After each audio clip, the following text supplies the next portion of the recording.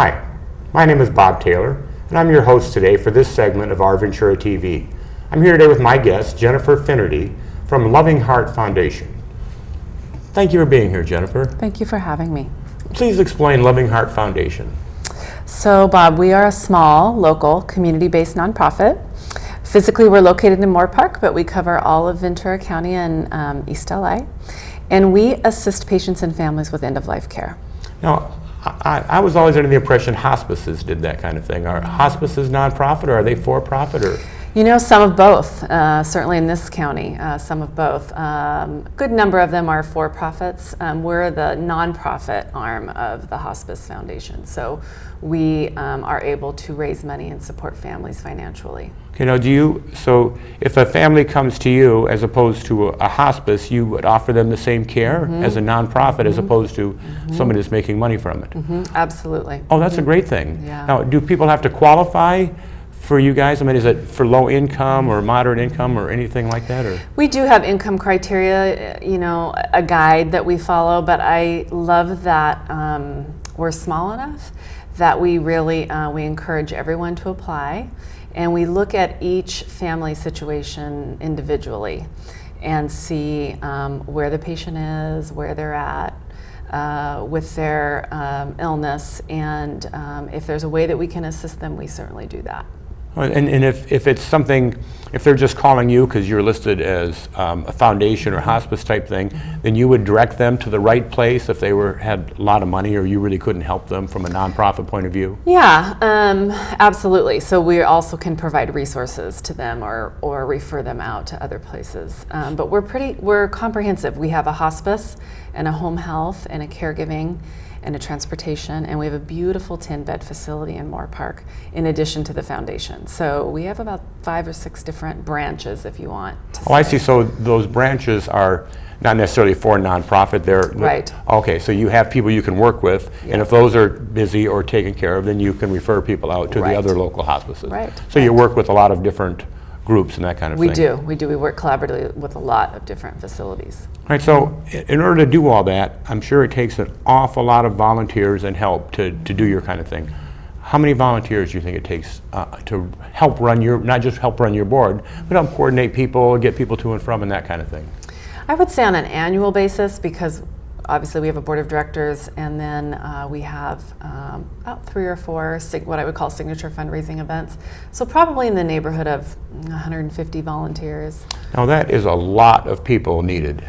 Do you find your volunteers stay for a little while, or do they kind of disappear after a little while? Or? Well, I'd like for them to stay. As with all nonprofits, yes. Yes, but there is some turnover, and sometimes that's good, and sometimes people get involved and then they feel like maybe it wasn't something, you know, where their heart really was, and they want to move on to something else. And you know, I've been in nonprofit work for many years, and your volunteers become friends, and yeah, so many of them I'm fortunate to count as board members and volunteers and friends, and so I love for them to stay. I also think it's really important to put a volunteer in a role that they're happy with, that serves their skill set, and works in the time frame that they have to offer. So I really spend a lot of time thinking about that. You know, things like foundations for the hospice things, that kind of stuff, so much of that has such tragic stories or tragic endings. I mean, please don't misunderstand, the loving care is what makes it worthwhile for volunteers, but a lot of them really got to be hurt when people pass away that they become attached to, and it's very hard. I think it takes a special volunteer, especially our volunteers that sit bedside with patients. It takes a special person to do that. We have a program called No One Dies Alone. And so, and you know, I think we all like to think that we have family and friends and support system around us at end of life, but not everybody has that. No, and they so don't. We have trained volunteers that will come alongside and be with a patient, so they're not alone in the end. All right, just because we're talking about volunteers right now, and we will do this again at the end, but how do people contact you if they want to volunteer? Do you have a website, phone numbers, or how do they find you? We have a website. It's lovinghhfoundation.com. OurVentura.com. Oh, that's cute. And short, too. And tried to get as short as possible. Loving HH. Foundation.com. And then our local phone number is area code 805-222-4673. You know, it seems to me that almost every nonprofit started for a reason, a need somewhere. Somebody was involved or something happened. Why did you guys start? Good question. Back in 1996, two of our founding current board members really saw a need in this community. They saw that there was a gap between resources and services for end of life for patients. And so they started the foundation because unfortunately, end-of-life care is very expensive, and we don't all leave this earth with all of the resources around us that we, you know, it's just not the reality. And for they everybody. go fast towards the end of time. And they go very fast. Right. So they really saw the shortfall, if we should say, in between that, and so that's why they started the foundation back in '96. You know, I find that we have over 4,000 nonprofits in Ventura County. I'm sure you know that, being a nonprofit person, and quite often the ones that need help or the short gaps are just more than anything else, communication with the people or getting to the right people. And people don't know how to do that generally when you're looking at hospices and that kind of thing. But the foundation can reach out a little different than hospices and that kind of thing can do. Right, right. It's really getting the word out about that we're here and that we have resources to offer. And you know, when you're in this line of work, it is a 24/7 job. I mean, we're always, you know, promoting and out. That's why I'm here today. We're always talking about what we do and what we can offer. And certainly in the century that we're in now, in terms of social media and website and internet and all those things, I mean, all of that's really important. Now, how do you, before the social media part, you know, I don't want to say advertise, because for-profits advertise. How do you reach out to let people know that you were there? What avenues do you use besides the newer stuff, the social media? You know, word of mouth still tends to be our best referral source. A family has used our foundation, our services, and then they will tell somebody else who's in that similar situation. And then, honestly, my name tag, it's so silly to say, but it's very truthful, because, you know, I'm in Starbucks every morning, and along with everybody else, and it always is a conversation starter, and do a lot of networking. We have a great community for that. So just we sure do, don't we? We do.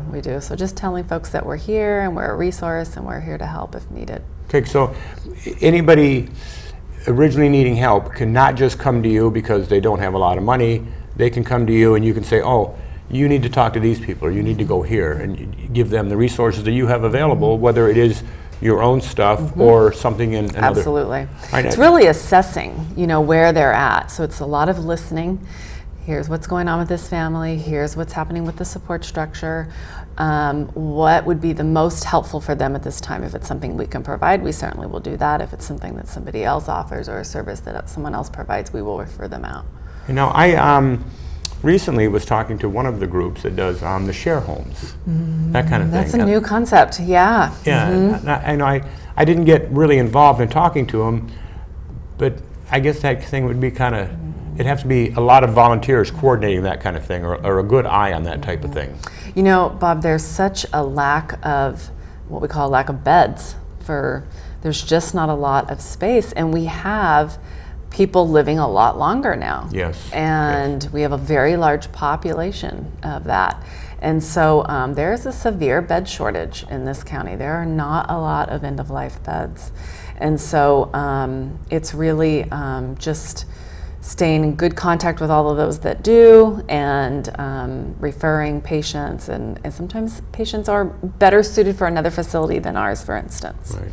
Now, would you, if somebody came to you, they didn't have an awful lot of money. I mean, you're a foundation, nonprofit, and you would help if your facility was full, 10 beds, and they didn't have the dollars for one of the big 7 memory care units, $6,000 or $7,000 a month. Right. I mean, they started about $4,000 if you don't need any help. I know. So then you would, if they couldn't go into your hospice care or didn't quite fit, if financially they did, but you were full, you would help them find a place for mother, father, or... We can help with placement. We can also help with caregiving, which is oftentimes a good solution for a while anyway. We have a wonderful caregiving company, and we can help. Sometimes it's just the mealtime and the day-to-day things that need to happen with a patient. And so caregiving can be a good option. Also can provide some respite for the family members that are there doing that 24/7, because it's exhausting to care for somebody. Oh yes, I had my mother for 2 years. Yeah, it's exhausting.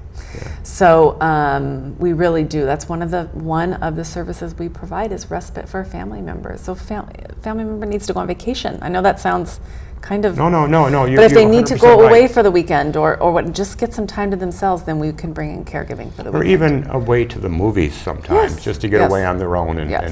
Yep. be, I don't want to say free, but just Yeah. to not have that Just some responsibility downtime. Yeah. for just a little while. Yeah.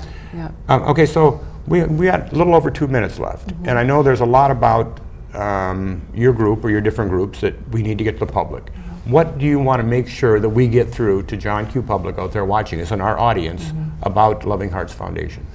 Well, I just really want them to know that we exist, that we're here as a resource in the community, that we're always available to speak and offer expertise in end-of-life care. We have an amazing team that includes more than just me, certainly. So we have a medical director and RNs and LVNs and a social worker and a chaplain, and so we're very comprehensive. And then I am always, we do probably about 3 or 4 signature fundraiser events a year. What kind of things do you do? We do a Kentucky Derby. Oh, that's cool. Yeah, it's very fun. And then we do a golf tournament. Okay. And then we do a hike for Hospice Month. Oh, okay. So those are about the 3 signature fundraisers that we do, and we always other great option comes up, and we're always sprinkling something else in. But so I'm always looking for special event volunteers. We have a couple of slots on our board. I'm always looking for great board members. If folks want to become involved with that, we would love to hear from them. Now, from what I hear, I mean, you guys can only help a small segment. You are a foundation. You can't help everybody. But would you recommend anybody that's listening to always call you first to see, because even if they have a lot of money, sometimes they just don't know where to go or what to do. So they could even call you and say, I have plenty of money to take care of my parents, I just don't know what to do or who to talk to. What are my options? Absolutely.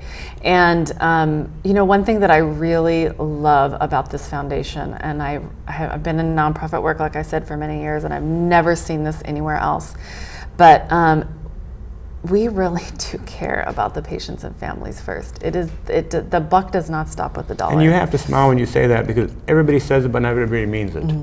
They really don't. Yeah, and I watch decisions being made on a daily basis that are made in the best interests of the patients, when sometimes it probably isn't the best interest financially, but it's the best interest of the patients, and those are the decisions that are made. And as a businessman, I have to say, geez, is that always the best idea? But as somebody who understands nonprofits and has an aging mother, I thank you very much for that. All right, one more time, let's just let everybody know what that website is. It's lovinghhfoundation.com, and the local phone number is 805-222-4673. Thank you, Jennifer. Thank you.